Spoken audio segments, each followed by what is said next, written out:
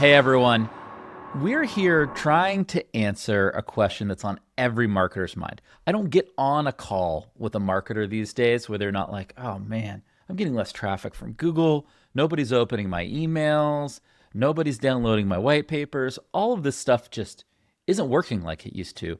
What's going on? What should I do?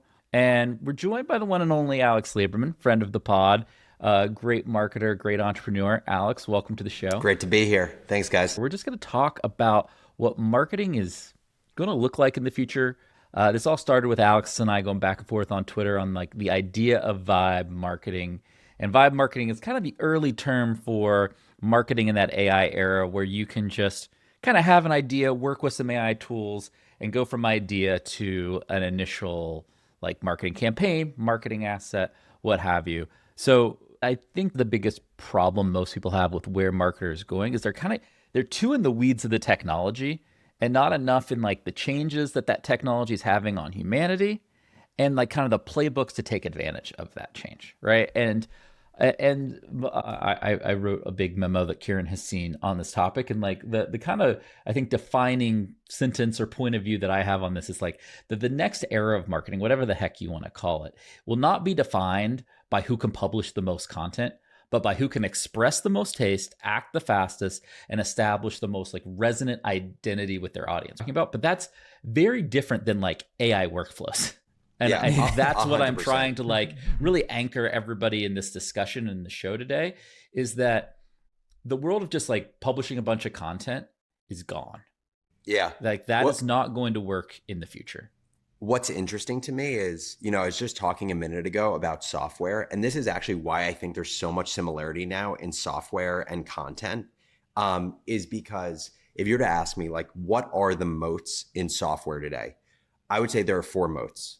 There is what I would, and you guys are going to have a strong view on this, but just bear I'm with sure. my lack of definitional rigor. The first is what I would call brand, and wrapped in brand, I would say it's UX, taste, and customer Yeah. obsession. Okay, so I'm wrapping it up in there. We're buying that. The second is speed of putting things out into the world. The third is unfair distribution, and the fourth is data. Having data that actually makes you better at doing basically everything in 1 through 3. My view is that is what's going to make the next kind of like generation of software businesses build sustained advantages.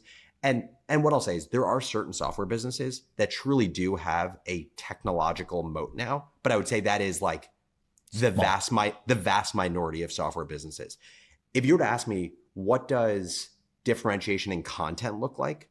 I would argue there is some difference probably that we can argue, but they look very similar in terms of moats in content. Yeah, I think Yeah. I like your list of four. Kieran, you may or may not agree with what I'm going to say. I would swap speed for learning. Learning is actually the benefit of speed. Speed is how you learn and how you learn faster than everybody else, but it's like learning loops and basically iterating and making faster progress. I might swap out speed for that, but speed for learning, but I don't know. Kieran, do you buy what Alex is saying there? I also think that's generally right. Like I think distribution is always a moat companies had, but it's really hard to have a kind of moat around distribution because of the way things are collapsing. I think the biggest moat a company will have is always going to be network effects.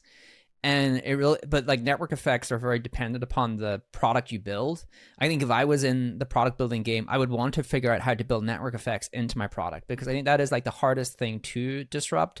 And maybe switching costs, but even switching costs, like one of the crazy things to think about is like switching costs were definitely a moat, right? It's like really hard to like pull all my stuff out of this software and bring it over to this software.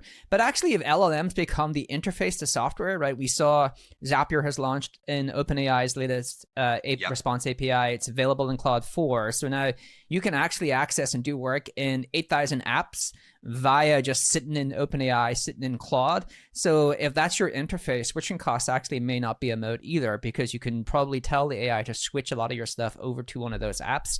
But I think network effects, which is like the product becomes better each time another customer joins. So every customer that joins actually enriches the experience for the customers who are already a part of that product. That to me is a really hard thing for anything to disrupt. Yeah, I totally agree with that. And the only thing I would add to network effects is I totally agree with like the historical definition, which is every new user makes the product better for the previous user. And I think that's always going to create sustained advantages in businesses. But I would say the other thing that creates network effect now is data, because the quality of your data is the quality of the output of an AI tool. And so just, again, using a quick small example with distro, it's like in a distro studio, the quality of the interview you're getting with the AI interviewer is going to be dependent on your previous studio sessions, because it's using all previous knowledge of every conversation you've had with it to ask your questions in the next session. I think there's a playbook for companies to build tools, because the cost of code has become so low that even if their core product doesn't have network effects, that they can build tools that acquire data that enrich their product, right? Like I would actually build tools with the only objective to get unique data sets into my product. When I think about what Dharmesh has built with, what's it called again? Agent.ai. Yeah, Agent.ai. Like I just think about basically, because the cost and complexity of building software is almost zero now, like lead magnets, as we've historically known them, are just like software tools now. Or like, we're going to get into that. All those things you said, especially data, UX and usage, right? You kind of had UX bundled in, but like, people have to use the tools to, you know, like if you don't use distro in your example, Alex, it's not going to have the context. It's not going to be as good of experience, right? So usage and the user experience to drive usage becomes very, very important, even more so in technology companies. Real quick, if you're tired of fighting the algorithm and want to actually build a real connection with your audience, we've got the ultimate guide for you. This guide goes beyond the metrics. It helps you actually connect with your ideal audience. These frameworks have been tried and tested by marketers who've cracked the code beyond the noisy digital world. This will make your marketing unforgettable. If you want it, scan the QR code above or click the link in description. Now, let's get back to the show. I think, Alex, on what you were saying there, though, if you look at the last like 10 to 15 years of marketing, right? What was rewarded was management. Can I manage people?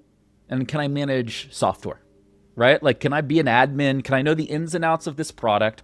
Or can I manage all of these humans and orchestrate them and organize them to do these really complex manual tasks, right? Like that's, I think, from my experience, what a lot of doing marketing and leading a marketing team was like over the last 10 to 15 years.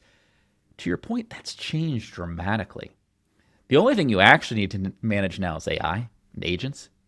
And they're in some ways a lot more self-sufficient than at least traditional software and subscription software, right? And so that is like a big, big shift. The second thing here is you're almost penalized in this new world for being too specialized. Everything's so new.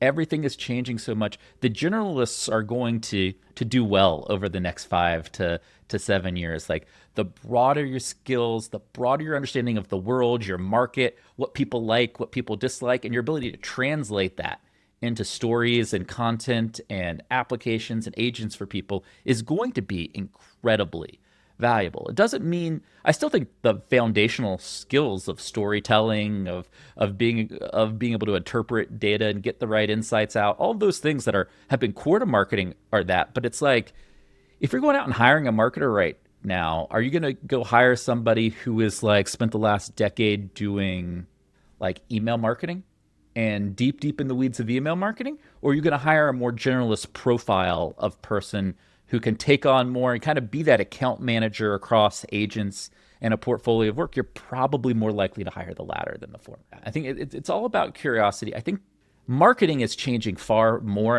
and far faster than anybody actually realizes it. Like everybody's feeling it on the edges, but it is like existential, and at its core, the foundations are there, but everything else outside of those foundations is basically getting rebuilt, right? Things are changing much, much faster than it feels like.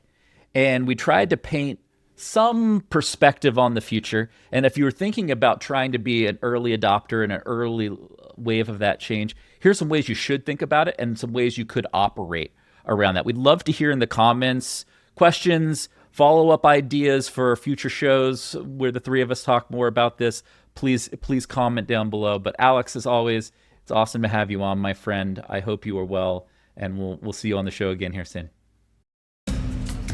This data is wrong every freaking time. Have you heard of HubSpot?